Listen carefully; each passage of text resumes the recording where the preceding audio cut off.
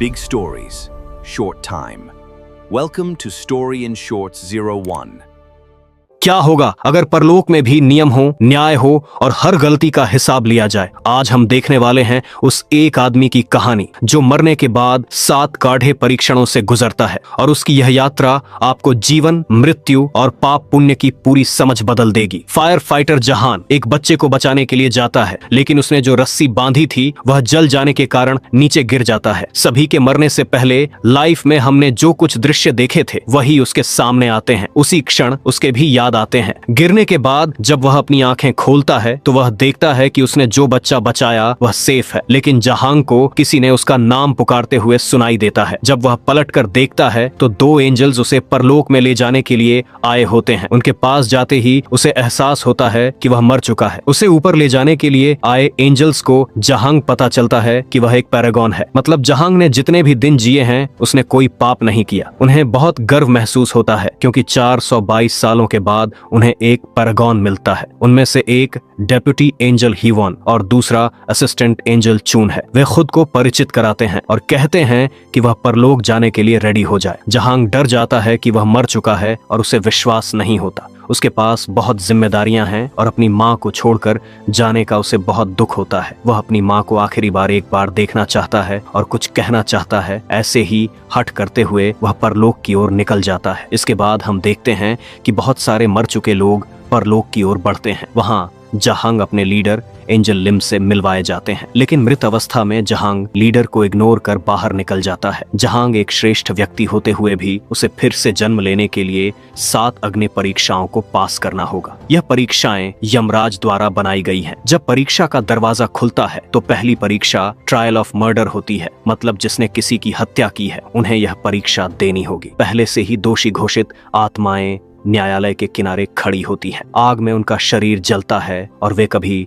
खत्म न होने वाले यंत्रणा में फंसे होते हैं। जैसे ही परीक्षा शुरू होती है, अंधेरे न्यायालय में हत्यारे के देवता आसीन होते हैं। उनके सामने सत्य का शीशा छुपे पाप सामने आते हैं। कन्नड़ में किम के पिछले जीवन के दृश्य दिखाई देते हैं। जब वह अग्निशामक के रूप में काम कर रहा था, एक क्षण के निर्णय से उसके एक कॉलीग की मृत्यु होती है। इसलिए वहां के प्रोसिक्यूटर्स जहांग के लिए मिनिमम 5 साल की सजा की मांग हत्यारे के देवता से करते हैं। तब हत्यारे के देवता जहांग के पक्ष में वाद करने का एंजल्स को अवसर देते हैं। तब उनके लीडर एंजल लिम आगे आते हैं और सत्य के शीशे में और अधिक सत्य बाहर लाते हैं। यह कि जब उसका कॉलीग फंसा हुआ था, जहांग मदद करने गया था, लेकिन उसका कॉलीग जहांग की मदद को अस्वीकार करके पहले घायल लोगों को बचाने का आदेश दिया। फिर मुझसे आओ। कॉलीग की बात के अनुसार जहांग ने घायल लोगों को बचाने के दौरान बिल्डिंग नष्ट हो गई और उसका कॉलीग वहीं मर गया। जहांग ने मारने का इरादा नहीं किया था। वह अग्निशामक के रूप में दूसरों को बचाने के लिए अपनी जान की बाजी लगाकर 8 लोगों को बचाता है, जैसा कि लीडर लिम वाद करते हैं। सच जानकर हत्यारे के देवता जहांग ने क्रूरता से हत्या नहीं की। अपने कॉलीग की मृत्यु अनिवार्य परिस्थिति में हुई। मारने का इरादा न होने के कारण जहांग को दोषी नहीं माना जाता है।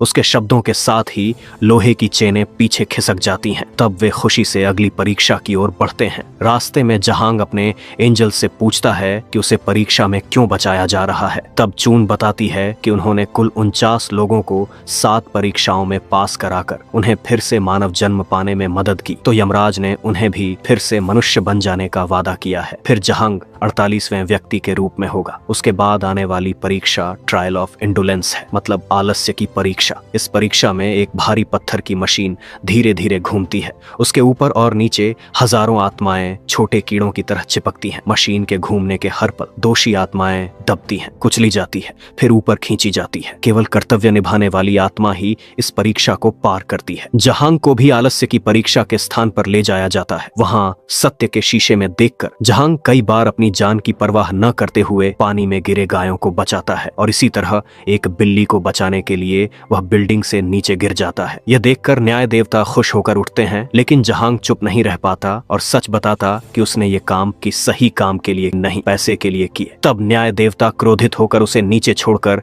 सजा देने की कोशिश करते हैं। नीचे सजा भुगत रही आत्माओं को देखकर जहांग बहुत डर जाता है। तब जहांग के एंजल बताते हैं कि वह वही था जिसने पैसे के लिए रेस्टोरेंट में काम किया, रात में ड्राइवर भी रहा और साथ ही अग्निशामक के रूप में सेवा भी दी। वह जो पैसा कमाया उससे उसने अपनी माँ का इलाज और अपनी पढ़ाई करवाई। उसने कभी आराम नहीं लिया, उसने कर्तव्य को नहीं टाला, उसने कर्तव्य के लिए अपनी जान ही दांव पर लगा दी। लीडर लिम जहांग के पक्ष में वाद करते हैं। सभी सच्चाइयां सामने आने के बाद न्याय जहांग के पक्ष में होता है, इसलिए जहांग को कोई सजा नहीं दी जाती। वह यह परीक्षा पार करता है और अगले परीक्षण के लिए बुलाया जाता है। रास्ते में कुछ बुरी आत्माएं जहांग को अगली परीक्षा में जाने से रोकने आती है, इसलिए उसके साथ मौजूद एंजल्स उनका सामना करते हुए आगे बढ़ते हैं। इस इंसिडेंट में एक एंजल जहांग से कहता है कि तुम्हारी माँ या तुम्हारा भाई किसी ने भूतलोक में मरकर आत्मा के रूप में कष्ट भुगत रहे हैं। यह सुनकर जहांग का मन टूट जाता है। वह डर के मारे पूछता है कि क्या उसकी माँ को कुछ हुआ। वे कुछ कहे बिना आगे बढ़ते हैं। इसके बाद उनके लीडर लिम चून को लेकर कहते हैं कि मैं एक बार भूलोक में जाकर देख लूंगा कि जहानक के परिवार में कौन मरकर आत्मा बना है, और फिर निकल पड़ते हैं। फिर वह जहानक के घर आता है। वहाँ जहानक की माँ को जहानक ने एक बार जान की परवाह किए बिना बचाया था, इसलिए अब वह एक बार अलविदा कहने आया है। जहांग की माँ वहां से जाने के बाद एंजल लिम अपनी सोड निकालते हैं और फोटो के पास छिपकर बैठे जहांग के भाई किमसू की आत्मा से पूछते हैं कि उसका बॉडी कहाँ है। तभी मृत किमसू वहां से गायब हो जाता है। एंजल लिम उसे चेस करते हैं, लेकिन किमसू वहां से बच निकलता है। इसके बाद वे लोग तीसरी परीक्षा में पहुंचते हैं, वही ट्रायल ऑफ डिसेप्शन, मतलब झूठ बोलकर धोखा देने की परीक्षा। यहाँ जहांग ने अपने मृत कॉलीग की छोटी बेटी के लिए उसके पिता के नाम से पत्र लिखे थे। इससे उस छोटी लड़की को उम्मीद देकर धोखा दिया गया है, ऐसा आरोप लगाकर उसकी जीभ काटने की कोशिश की जाती है। एंजल लिम उसे डिफेंड करने आगे आते हैं। तब वह बताते हैं कि जहांग ने केवल उस छोटी लड़की को ही नहीं बल्कि अपनी माँ को भी पत्र लिखे हैं। वह 15 साल से दूर रहने के बावजूद पत्र लिखते रहे। वह लिखते थे कि मैं पहले ही शादी कर खुश हूँ। ये सब झूठ केवल उसकी माँ को भरोसा दिलाने और हॉस्पिटल से जल्दी ठीक होने के उद्देश्य से लिखा गया था। उसी तरह उसकी माँ भी जल्दी स्वस्थ हो गई। इसी तरह वह अनाथ बच्चा अपने पिता को पत्र लिखकर अपनी भलाई के बारे में बताता है और जहांग ने उसके खर्चों में मदद की है। जब एंजल्स यह सब वाद करते हैं, मौसद देवता आदेश देते हैं कि अगली बार अगर कोई पैरागॉन यानी श्रेष्ठ व्यक्ति यहाँ आता है तो उन्हें बिना परीक्षा पास कर दिया जाए। इसके बाद जहांग से एंजल्स पूछते हैं कि तुम अपनी माँ को देखने के लिए इतनी हट क्यों कर रहे हो। जहांग बताता है कि वह अपनी माँ से बात नहीं कर पाता और उसकी याददाश्त दिन ब दिन कमजोर होती जा रही है। इस कारण खाना बनाते समय बर्तन जल जाते थे। इसलिए उसने अपनी माँ के लिए एक इलेक्ट्रिक राइस कुकर खरीदने का सोचा और उसे ऑफिस के स्टोरेज बॉक्स में रख दिया। यह अंतिम इच्छा थी कि यह किसी भी तरह उसकी माँ तक पहुँच जाए। इस बीच उनके लीडर ये जानने के लिए कि किमसू कैसे मरा उस स्थान पर आता है जहाँ वह काम कर रहा था। वहाँ किमसू अपने छोटे भाई की मौत के दुख में अपने जूनियर को गले लगाने जाता है। उस समय जूनियर की गन मिसफायर होकर वह मर जाता है। मरते हुए जूनियर अपने सीनियर को सूचना देता है, लेकिन सीनियर अगर यह बाहर पता चला तो उनकी प्रमोशन चली जाएगी, इसलिए सेल्फिशली किमसू की जीवित अवस्था को नजरअंदाज कर उसका बॉडी छिपा देते हैं। तब किमसू उस लोगों पर कष्ट निकालने के लिए भाग रहा था, ये एंजल लिम को पता चलता है। बाद में उनके माँ के घर के सामने कुछ ऑफिसर्स आते हैं और किमसू के गायब होने की जानकारी देते हैं। फिर ऑफिस लौटते समय उनके सीनियर अपने जूनियर को कुछ दिन की छुट्टी लेने और कहीं जाने के लिए कहते हैं और थोड़ा पैसा देकर भेज देते हैं। किमसू की मृत्यु का दुख सहते हुए जूनियर एक पब में शराब पीने आता है,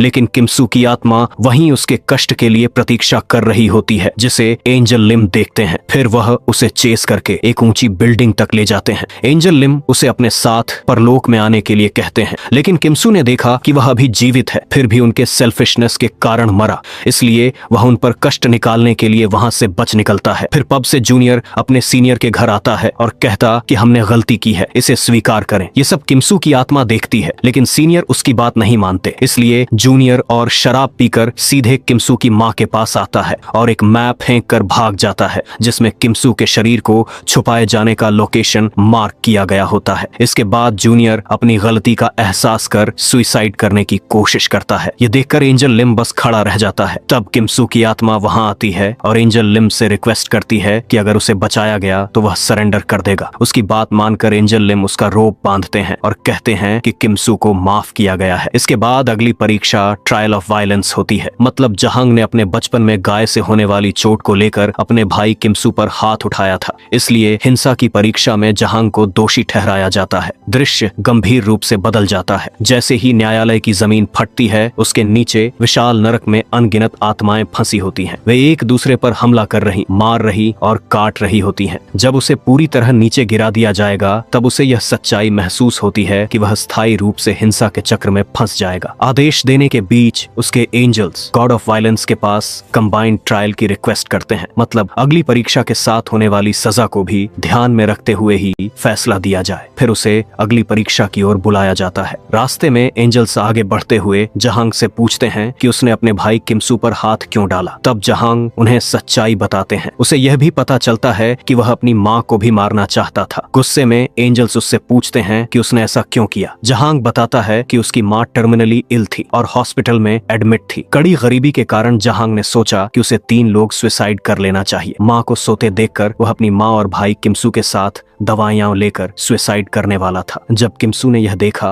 तब वह उस पर हाथ उठा देता है। माँ से प्रेम करने वाला बेटा होने के नाते इस विचार को सहन न कर पाने के कारण जहांग घर और खुद को छोड़कर चला गया। तब जहांग की माँ किमसू को खोजने के लिए उस जगह प्रोटेस्ट करने आती है जहां वह काम करता था। यह देखकर एंजल लिम किमसू की आत्मा के साथ वहां आता है। जहांग की माँ अपने बेटे के बारे में सीनियर से पूछती है। सीनियर उसे बोर्ड हटाने के लिए कहता है। तब वह अपना पास रखे मैप दिखाती है। सीनियर सच्चाई को छिपाने के लिए उसे जोर से धक्का देता है। किमसू की माँ बेहोश होकर गिरती है। फिर एक एम्बुलेंस आती है और उसे हॉस्पिटल ले जाया जाता है। ये सब देखकर किमसू की आत्मा क्रोध रोक नहीं पाती। एंजल लिम अपने रोप को तोड़कर बड़ी बर्फीली हवा में बदल जाते हैं और सीनियर पर हमला करने के लिए आगे बढ़ते हैं। सीनियर बचने के लिए ट्रक में बैठ जाता है। बर्फीली हवा में बदलकर किमसू ट्रक उठाकर उसे मारने के लिए आगे बढ़ता है। तब एंजल लिम उसे बचाने के लिए आगे आते हैं। अपनी शक्ति ठीक न होने पर वह अपने सहपाठी को बुलाते हैं। तुरंत दूसरा एंजल आता है और किमसू को वापस लाने में मदद करता है। तभी परलोक में जहांग की आखिरी परीक्षा ट्रायल ऑफ फिलियल इम्पायटी शुरू होती है, मतलब माँ के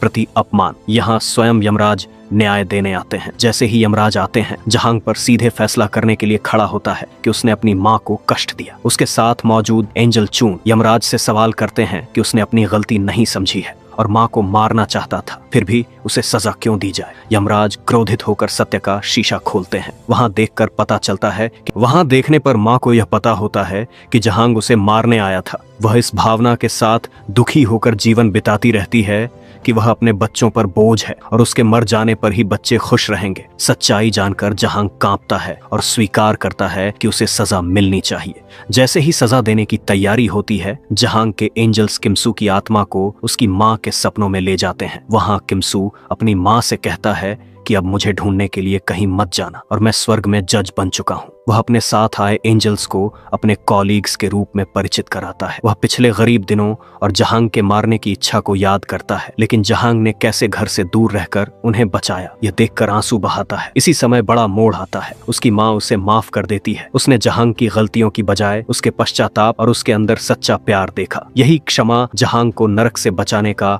एकमात्र कारण बनती है। यमराज नया फैसला सुनाते हैं। तुम शुद्ध हृदय के, निर्दोष और त्यागपूर्ण व्यक्ति हो। तुम पुनर्जन्म के योग्य हो। जहांग अपनी आखिरी बार जन्म लेने से पहले अपने एंजल्स का धन्यवाद करता है। एंजल लीम आखिरकार उसकी माँ तक जहांग द्वारा भेजा गया इलेक्ट्रिक राइस कुकर पहुंचाते हैं, जिसमें जहांग का पत्र होता है। उस पत्र में वह माफी मांगता है कि उसने कुछ झूठ कहे थे। फिर गार्डियंस किमसू को ट्रायल्स में ले जाने के लिए तैयार होते हैं। यहाँ इस सिनेमा कहानी का अंत होता है। अगर आपको मेरी एक्सप्लेनेशन पसंद आई तो कृपया वीडियो को हाइप करें और फिर शेयर करें।